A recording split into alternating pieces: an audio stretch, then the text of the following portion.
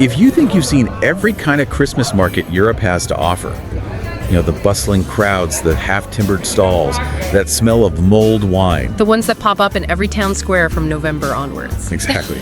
Well, prepare to have that image completely turned on its head, because today we are diving deep beneath the surface. And I mean that literally. We are heading to the extreme south of the Netherlands, to the province of Limburg, and this charming town called Valkenburg aan de Joel. And what makes this place so special, so utterly unique, is that its most famous Christmas celebration happens entirely underground. That's right, inside historic marlstone caves. It's an incredible sight. Ancient quarry tunnels transformed into this glowing holiday labyrinth. So our mission today is to really unpack that, to uncover the layers of history and geology and the local culture that all blend together to create this subterranean Christmas world. It's an environment unlike any other you'll find. I mean, you step off a potentially freezing snowy street and just enter this vast illuminated network. A magical tunnel of lights. And sculptures and music and stalls all tucked away beneath the hills. And here's the best part for anyone actually thinking of going. The temperature. No matter what's happening outside, rain, blizzard, whatever, the moment you step in, it's this constant, comfortable 12 degrees Celsius. No freezing fingers while you're shopping. It's brilliant. And that comfort is a direct result of the cave's history, which is really where we have to start. Because these aren't natural, are they? No, not at all. This wasn't sculpted by water or geological forces. This entire massive underground network is the result of centuries of mining. Human hands. So a completely man-made landscape. What exactly were they digging for? They were after something called marlstone, or mergel in Dutch. It's a soft, porous type of limestone. Okay. And for centuries, it was the building material of choice around there. It has fantastic insulating qualities, so it was used for everything. Houses, churches, fortifications. So it's soft enough to carve out, but strong enough to build with. It is. It's relatively soft when you're quarrying it, but it hardens a bit when it's exposed to the air, which makes it durable. And you can still see the evidence of all that labor. You mean like tool marks? Exactly. You can literally see the grooves and marks left by pickaxes and shovels from hundreds of years ago. You're walking through a geological clock.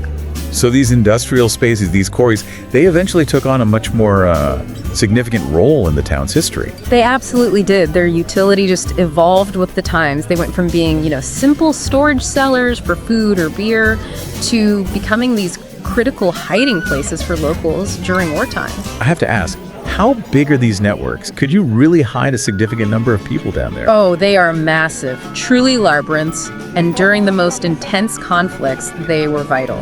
There's this powerful detail from World War II. Yeah. The caves sheltered hundreds of civilians from aerial bombings, but they were also used to store hidden cultural treasures. Hidden treasures? What kind of treasures? Priceless artworks, sculptures, archives, things that were secretly moved from major cities like Amsterdam to protect them from destruction. So it was like a secret underground art vault. That's the perfect way to put it, an emergency art vault. But wait, if the marlstone is porous, how do they deal with the damp?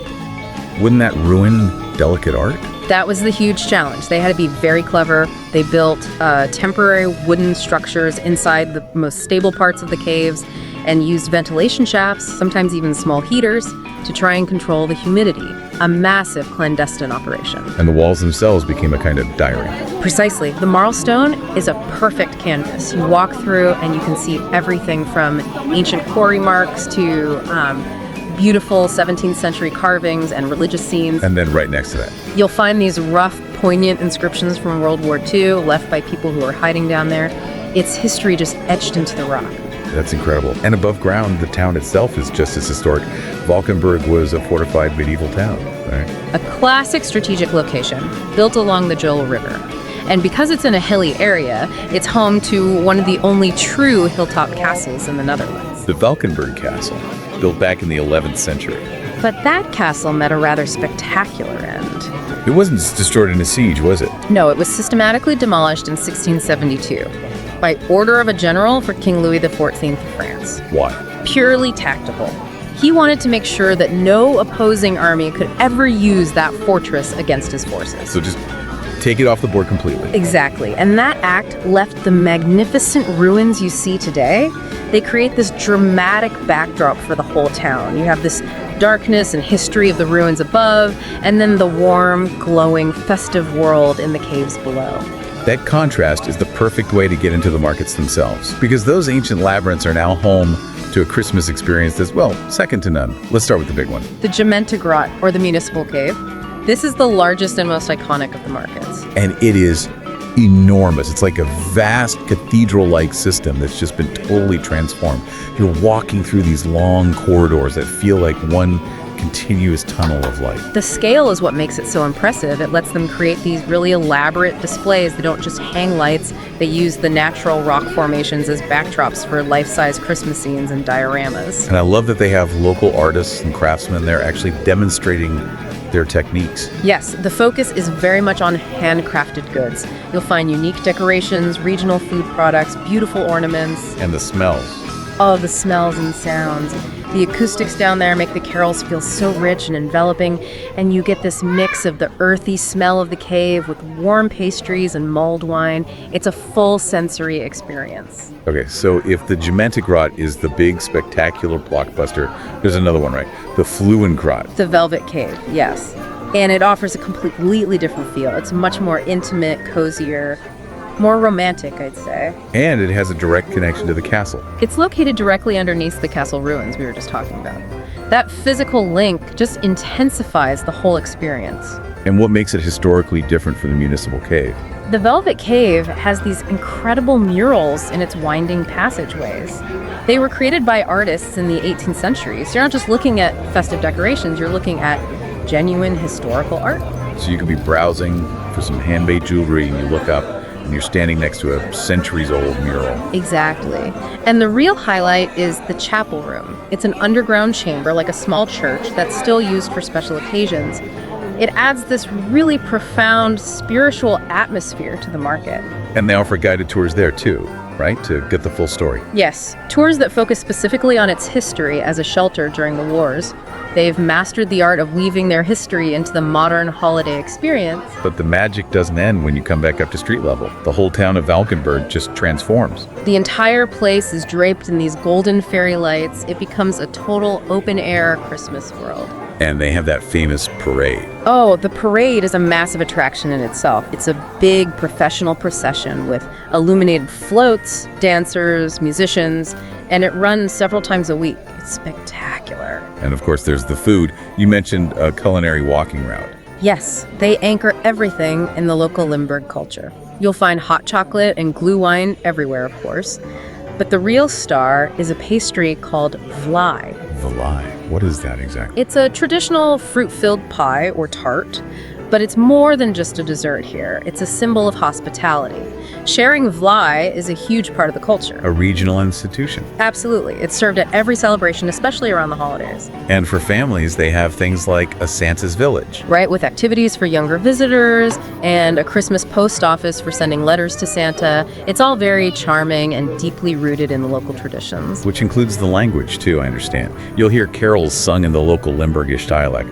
You will, and that's a key part of the local pride.